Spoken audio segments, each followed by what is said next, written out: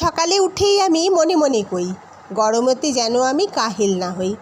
একটু গরম জল, একটু লিকার, প্রয়োজন ব্যায়াম আর একটু হাঁটার। তারপর স্নান সেরে পুষ্পচয়ন, ফুল পাতা আর ফল করি নিবেদন। খাবার থালায় নেই ভাত ডাল সবজি। অতঃপর কর্মক্ষেত্রে রওনা হই রোজই।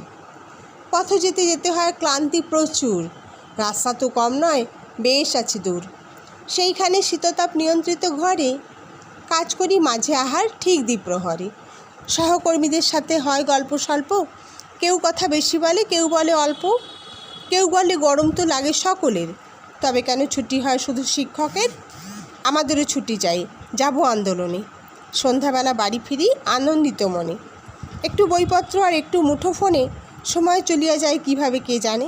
খাবার সময় হলো, উঠে এইবার তোমরাও খেয়ে নাও, রাত জেগো না আর।